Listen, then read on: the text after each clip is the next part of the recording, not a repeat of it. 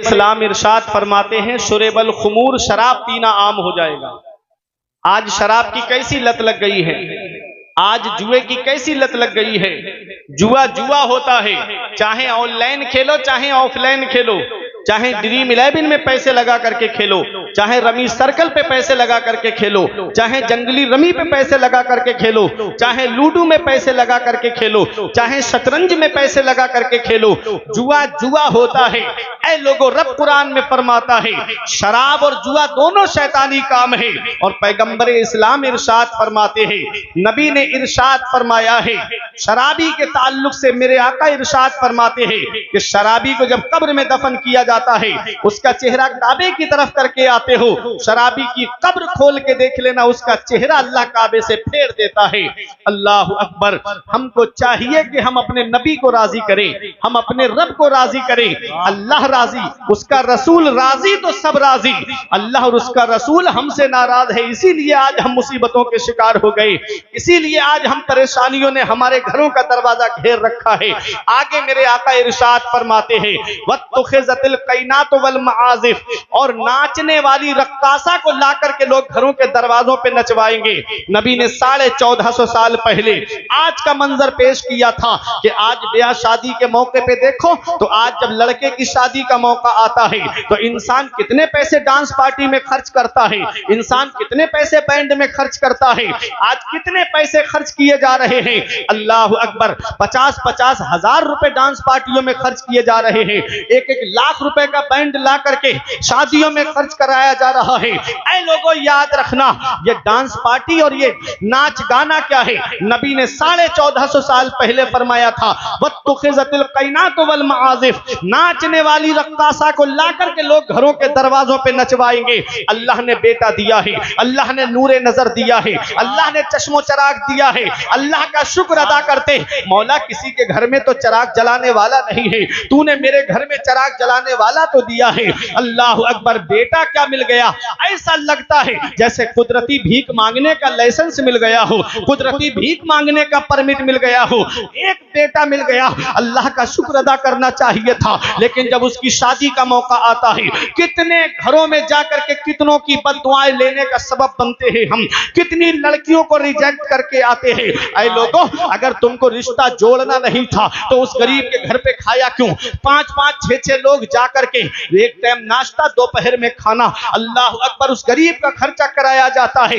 ये रक्षा चलाने वाला गरीब, ये टुक टुक चलाने वाला गरीब, दूसरों के खेतों में मजदूरी करने वाला गरीब, दूसरों के घरों में काम करने वाला गरीब, 500-600 रुपए की मजदूरी करने वाला गरीब, घर में 5-6 घर वाले खाने के लिए है। अल्लाह अकबर। उनके खाने का इंतजाम करें या इन मेहमानों के खाने पीने का इंतजाम करें। कितने घर हैं जिसमें आंसू बहाए जा रहे हैं, कितने घर हैं जिनके अंदर बैठ करके बेटियां आंसू बहा रही हैं, कितने घर हैं जिसमें बेटियों की आंखों से आंसू निकल रहे हैं। एक बेटी की शादी में बाप पे इतना कर्ज हो जा रहा है कि और बेटियों के बालों में चांदी उतर आ रही है, बाल सफेद पड़ने लगते हैं, उनकी शादी का नंबर तक नहीं आता। जिसके घर में 3-3 बेटियां हैं, उस गरीब को रात में नींद नहीं आती, वो रातों में उठ उठ करके रोता है। वो बेटियां अपने बाप का रोना देखती है, वो बेटियां अपनी माँ का रोना देखती है। अल्लाह अकबर। कितनी बेटियां हैं जो घरों के अंदर आंसू बहा रही है। क्या मेरे नबी को तकलीफ नहीं पहुंचती होगी? क्या पैगंबर इस्लाम को तकलीफ नहीं पहुंचती होगी? अरे मेरा नबी तो वो है जो काफिरों का रोना ना देखे, मेरा नबी तो वो है जो काफिरों का करहना ना देखे।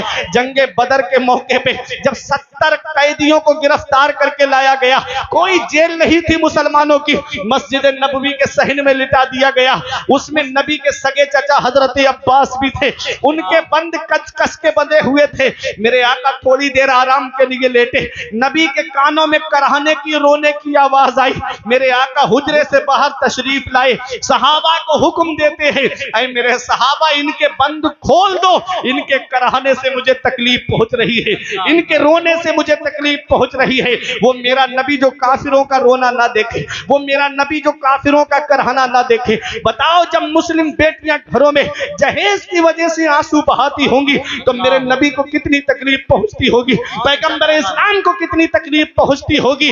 अल्लाह ने बेटा दिया है, नूरे नजर दिया है, अल्लाह अल्लाह का शुक्र अदा करते और गरीब के घर जाकर के कहते अल्लाह का दिया हुआ सब कुछ है, बस एक बेटी की कमी है जो तेरे घर लेने आया हूं। वो बेटी जब ये अल्फाज सुनती तो तुम्हारे घर में आती तो तुम्हें सास ससुर का नहीं बल्कि अपने माँ बाप का दर्जा देती हुई नजर आती। नारे तकबीर, नारे रिसालत, मजहबे इस्लाम, अज़मते इस्लाम। उसके माँ बाप को खून के आंसू रुलाया जाता है। यही वजह है कि 10-15 दिन नहीं गुजरते बहू अपना चूल्हा अलग कर लेती है। एक साहब मेरे सामने आए, बोले मौलाना मुझे गाड़ी चाहिए, मुझे जहेज में मोटरसाइकिल चाहिए। मैंने कहा परेशान क्यों होते हो, चलो मेरे साथ जुमे में, अल्लाह ने वो हुनर दिया है, 1 जुमा 2 जुमा 3 जुमा तकरीर करूंगा, तुम मस्जिद के दरवाजे पर रुमाल बिछा के बैठ जाना, इतना चंदा इकट्ठा कर दूंगा, 3 जुमों में तेरे लिए 1 स्प्लेंडर गाड़ी आ जाएगी। उसने आंखें चढ़ा के मुझसे कहा मौलाना क्या तुमने मुझे भिखारी समझ रखा है। मैंने कहा रे नादान, भिखारी सिर्फ उसे नहीं कहते जो दरवाजे दरवाजे मांगता हुआ फिरे, भिखारी सिर्फ उसे नहीं कहते जो कटोरा लेकर के दुकान दुकान मांगता हुआ फिरे, भिखारी उसे भी कहते हैं जो जहेज की लिस्ट बना करके ससुराल के दरवाजे पे मांगता हुआ। क्या बात है। अब भिखारी अलग अलग किस्म के होते हैं, भिखारियों की अलग अलग कैटेगरी होती है। कोई 1 रुपए में राजी हो जाता है, कोई 5 रुपए में राजी हो जाता है, कोई 10 रुपए में राजी हो जाता है और कोई 50 रुपए में भी राजी नहीं होता है। ऐसे ही इन भिखारियों की भी अलग अलग क्वालिटी है। एक साहब कूदते फांदते जा रहे थे, मैंने कहा क्या मिल गया, कहते हैं नाम तो सुल्ताना डाकू का मशहूर था, लेकिन आज वो 1 महीने में इतना जमा नहीं कर पाता था जितना मैं 1 दिन में जमा कर लूंगा। कुछ दिन के बाद रोते हुए आए, बोले मौलाना कोई किसी आलिम का पता बताओ, किसी आमिल का पता बताओ, किसी पीर का पता बताओ, कोई अच्छा ताबीज करने वाला मुझे बताओ। मैंने कहा क्या हुआ, कहा मेरी बहू ने मेरे बेटे पर ताबीज करा दिया, पता नहीं कहां से करा के लाई है। अब वो मेरा बेटा मुझसे बात नहीं करता, अब मेरा बेटा अपनी माँ से बात नहीं करता, अब तो वो हमसे दूर जाकर के रह रहा है। हमने कहा इसमें लड़की की कोई गलती नहीं है। बोले मौलाना मेरा पला पलाया हुआ बेटा उस पर कब्जा कर लिया, तुम कहते हो इसमें लड़की की कोई गलती नहीं है।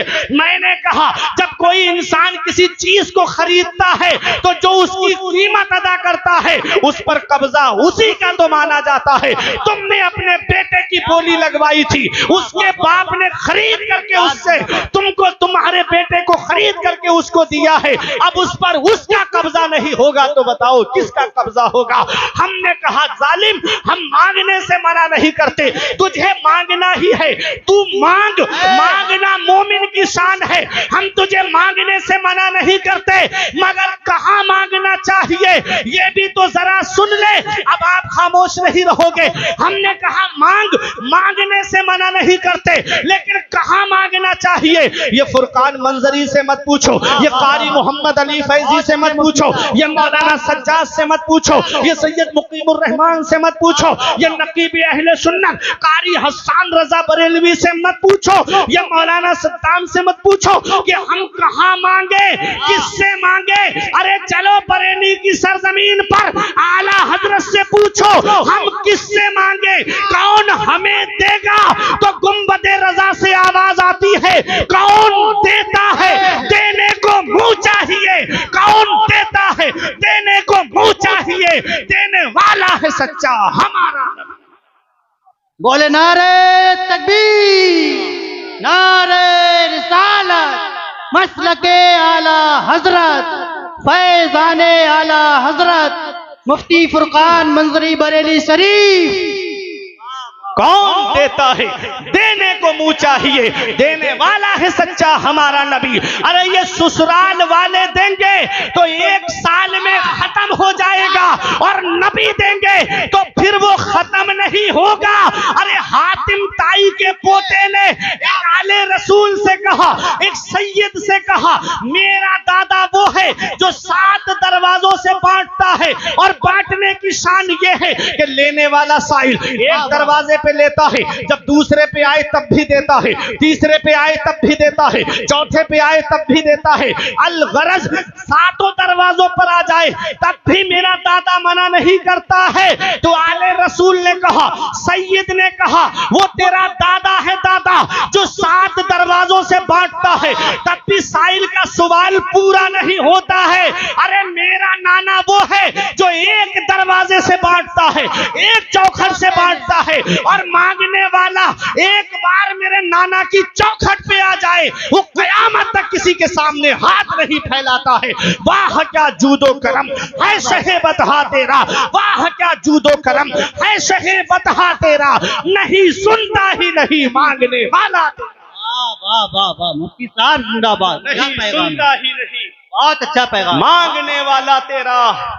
मांगना है तो नबी की चौखट पे मांगो, मांगना है तो आका की चौखट से मांगो, वाह वाह वाह, वो देंगे तो कयामत तक खत्म नहीं होगा। मुफ्ती साहब जिंदाबाद। वही रब है जिसने तुझको हम तन करम बनाया, हमें भीख मांगने को तेरा आस्था बताया।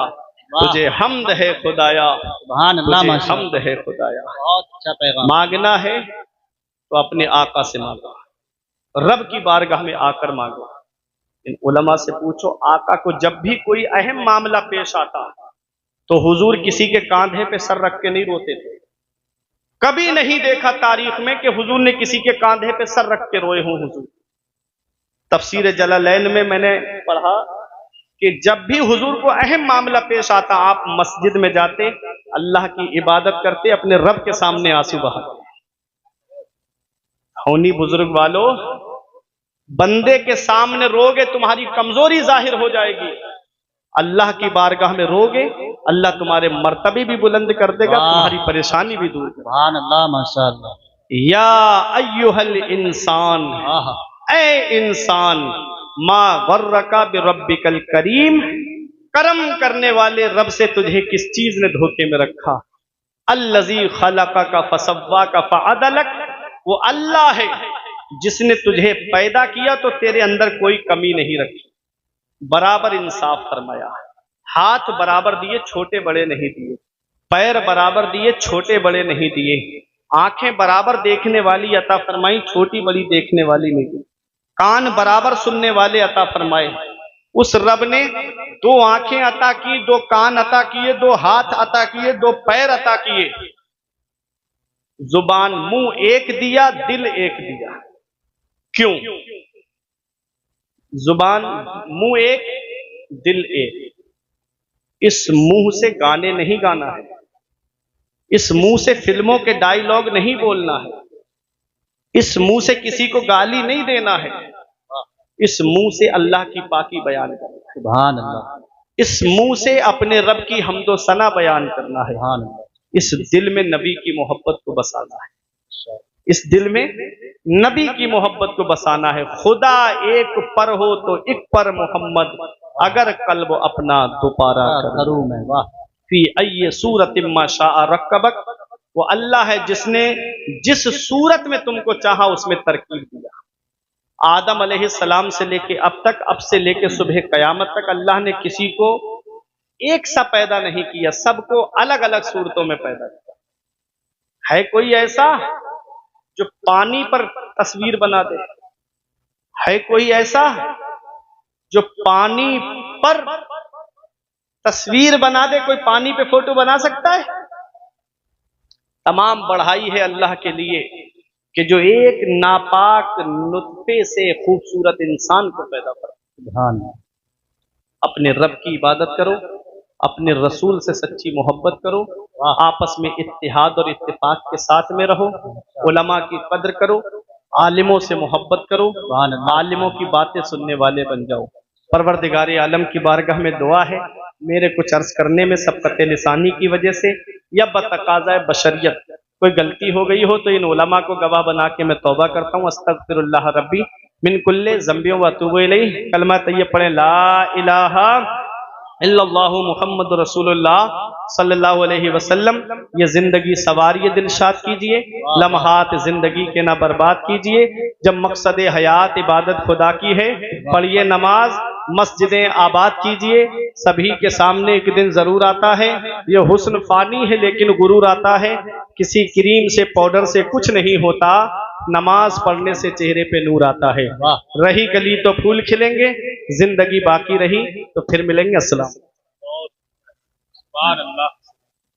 बहुत अच्छा पैगाम। अल्लाह के पीर की निस्बत मुरीद से पूछो, मज़ाहे मरने में कितना शहीद